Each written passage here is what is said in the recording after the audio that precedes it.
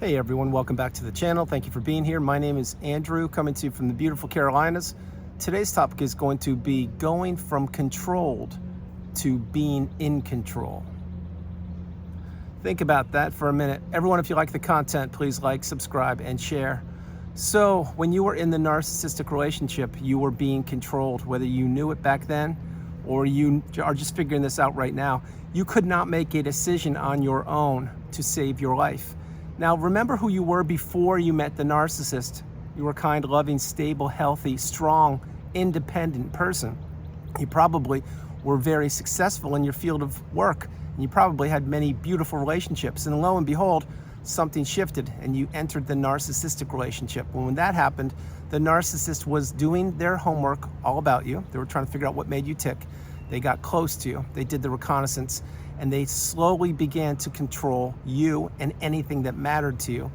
This is what the narcissist does insidiously. They're doing it right now wherever they are. They have been doing it long before they met you, and they will be doing it for the rest of their days as long as they live on the planet. Now, back then when you were being controlled by the narcissist, here are some examples of how they were controlling you.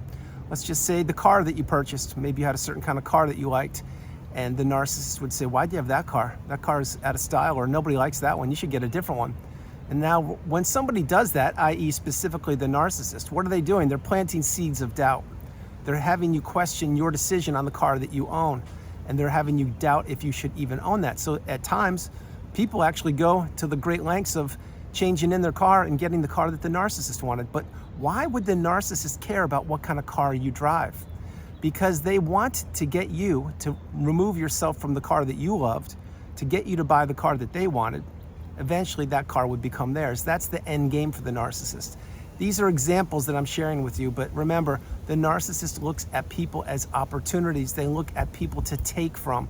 And what they want to do is take step by step by step to control you. And in that case, your car. Same thing with the restaurants you would go to. Let's say your favorite food was Indian. Okay, well, you love Indian, so do I. But did you find yourself going to Indian restaurants with the narcissist?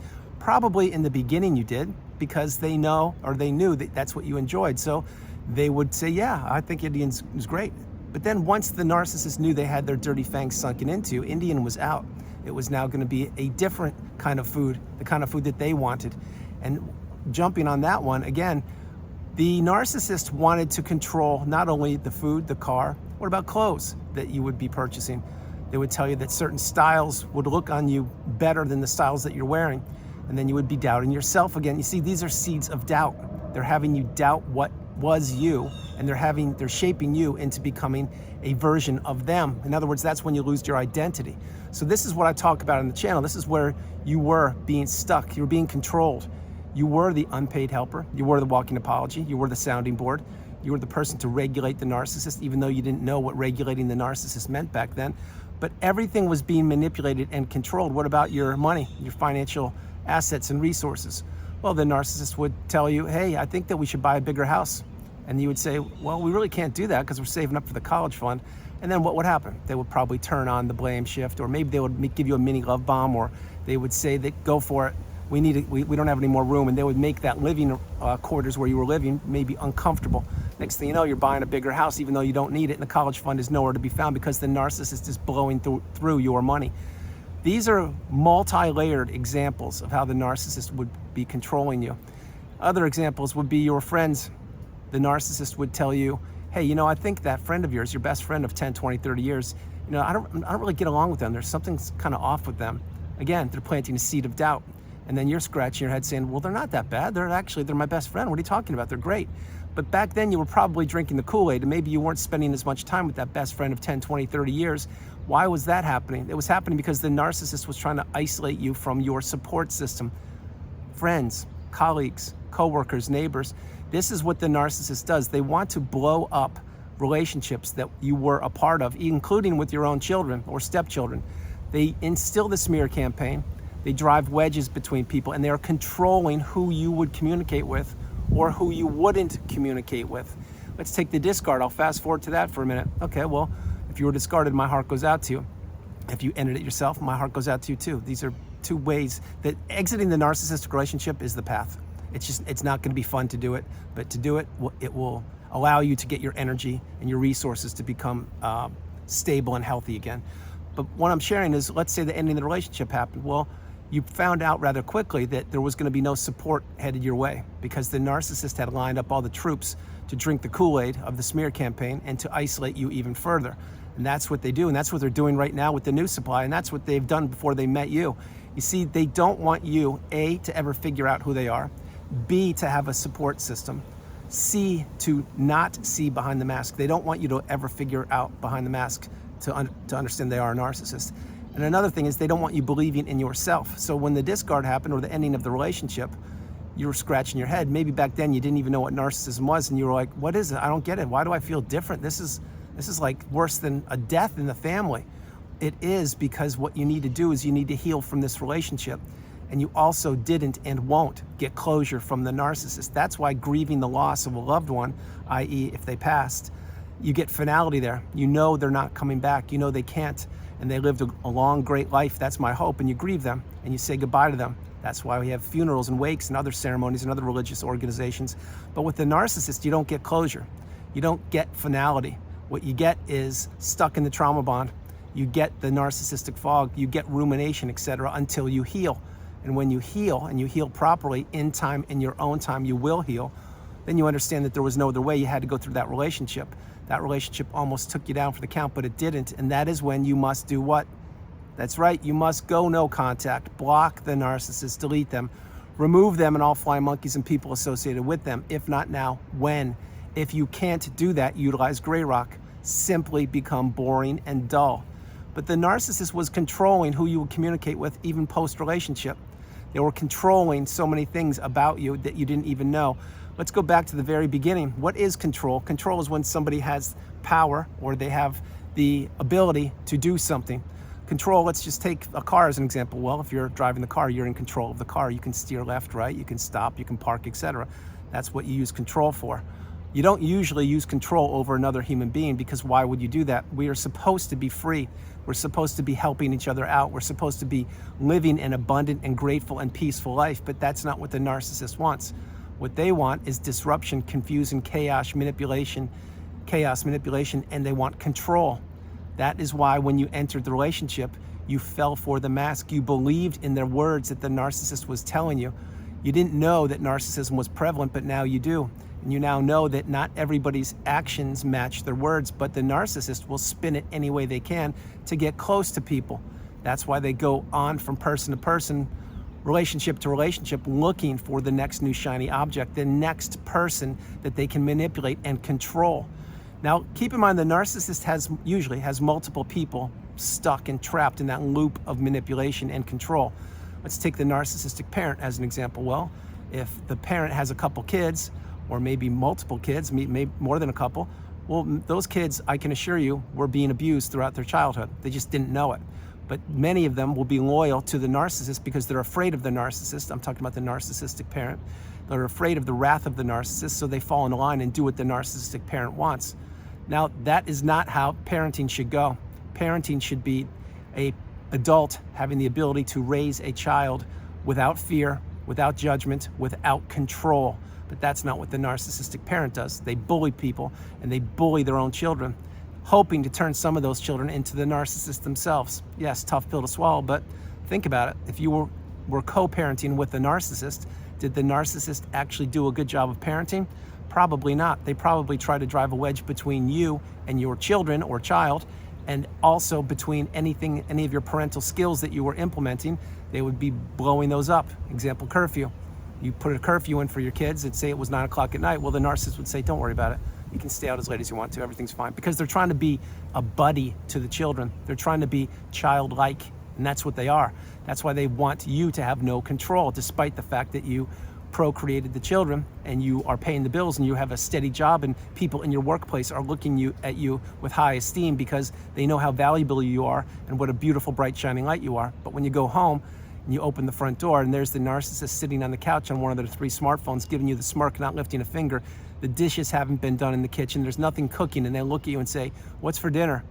And you are scratching your head after a 12-hour shift, working very long days. And a couple of the reasons you're working very long days is, one, you don't want to be in the house because you realize that person's toxic. But two, you need to pay the bills and provide a lifestyle for not only the kids, but the narcissist and yourself. And the narcissist isn't even working. They're just being a person sitting on the couch surfing with a spaghetti stained t-shirt, and they're playing Xbox. But yeah, they have enough money to get 3 smartphones. Examples. These are examples what I'm sharing with you. You see, the narcissist only cares about one person. It's themselves. And yet they want to have the control over what other people do, think, say, act, feel. The narcissist is a master manipulator with people's emotions also. Let's say that you just graduated university, or you just got a pay raise or a job, or you just got a promotion or something. Well, in the early days when you were in the narcissistic relationship, you would go home and share that with the narcissist. Back then you didn't know that that's what they were. And they would maybe shrug their shoulders and say, hey, just give me a minute, I have to tie my shoelace, or I'm so busy, let me go clean out the lint in the dryer, or hang on a minute, I have to really reorganize the freezer from 15 years ago. Whatever they would say, but they wouldn't really be paying attention to you because they're not trying to give you credit for being the beautiful person and the successful person you are, but yet they want your money.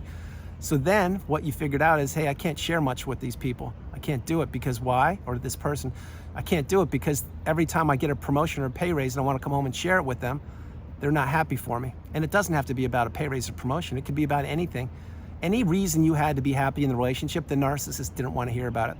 They wanted to disrupt and control your emotions. They didn't want you to be successful unless it directly benefited them financially.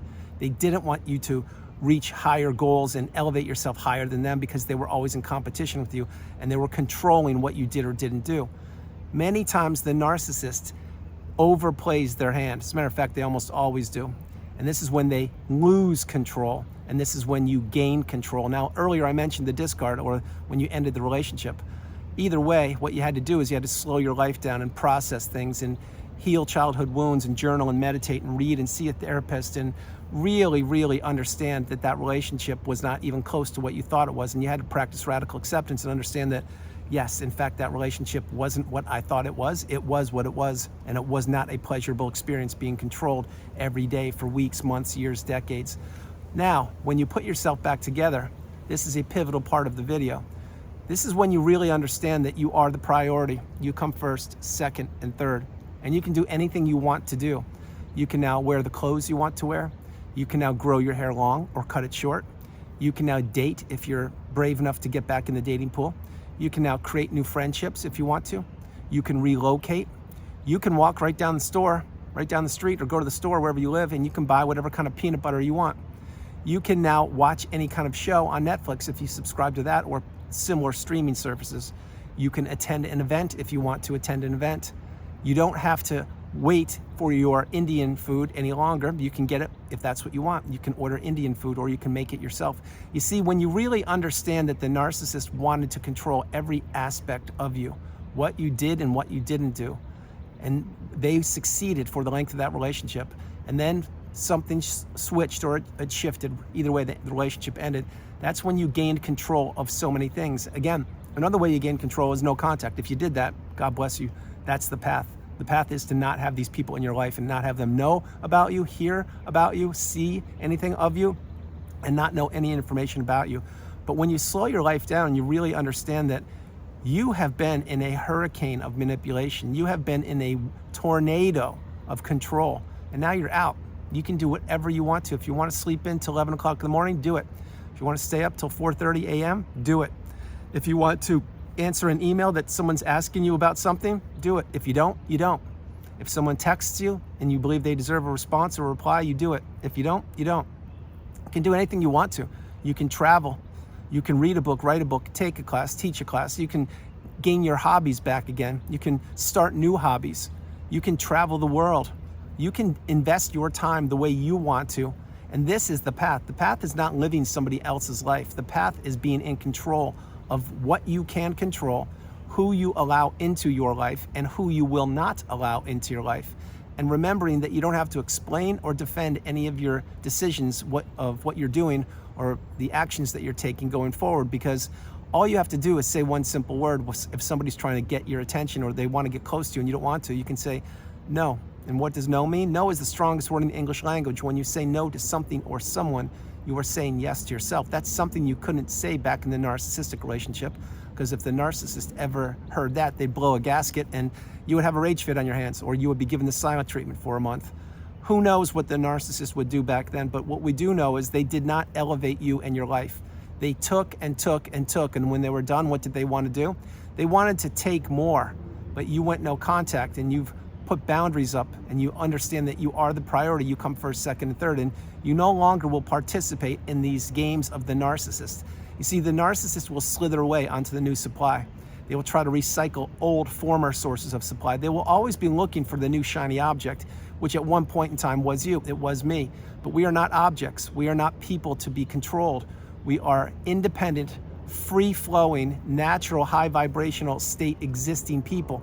We vibrate higher than the sun, and the narcissists knew that when they found us. That's why they wanted to attach themselves to us, and they wanted us to become attached to them.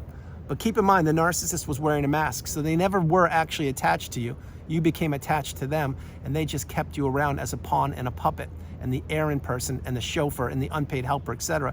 That's what they did with me. But what they do in the end is they always overplay their hand.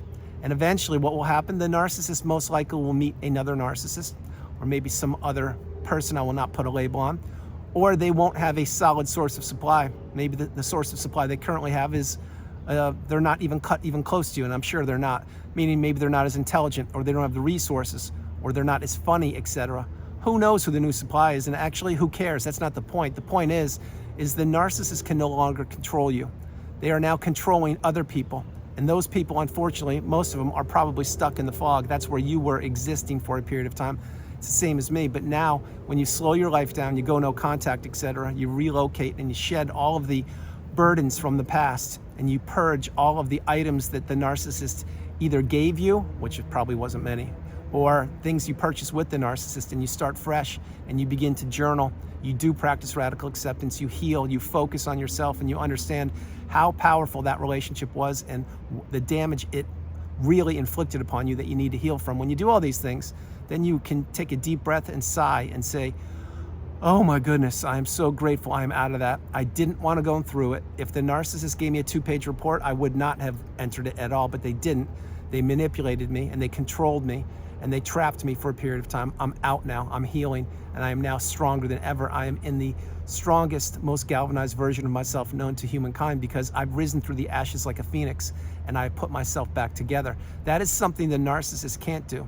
They can't put themselves back together. They take the easy way out. All they do is just change the mask they wear for the new supply, or for anybody they're communicating with. You see, the narcissist is lazy, they're a coward, and they're a bully, and they don't want to do any of the heavy lifting, meaning introspection. All they want to do is continue to blame other people for their poor behavior and for their misgivings. The narcissist is an ungrateful human being, and they can only vibrate as low as your shoe. They cannot elevate their life like you because they can't introspect, they won't be accountable, and they believe everything is somebody else's fault. But that's not the case. The case is that you have healed, or you are healing, and you're headed towards that pinnacle of indifference, that mountaintop of indifference, where you no longer care about the narcissist or anybody from that period of time, because you've been through something that most people don't go through. You've conquered that thing, which is the narcissistic abusive cycle, and you've healed. And now you see the world through a brand new set of eyes, a set of eyes that it is not for the weak, it is for the strong. And that is what the narcissist did not want you to figure out, but you did, and here you are in the community and on the channel paying it forward when your cup is full. Everyone, that's the video. I hope you liked it. I loved doing it from the sunny Carolinas. This is Andrew. Namaste. Have a great afternoon, evening, or morning, no matter where you are on the planet. You are not alone. Remember that. You are not alone. God bless you all. I love you. And I will talk to you tomorrow. Enjoy yourselves. And remember, you are in control now. You can do what you want, when you want, and with whom, or if you want to do it by yourself, do it by yourself. But you're no longer tethered to the narcissist. They're controlling somebody else, unfortunately, but it's not you. So maintain no contact. Understand that the person you met in the love bomb / euphoric stage is not the real narcissist. That was a mask to get you trapped into that relationship. I love you all. God bless you. And I will talk to you tomorrow. All right. Bye, you guys. And no, I'm not reading a script for all you script lovers. Bye.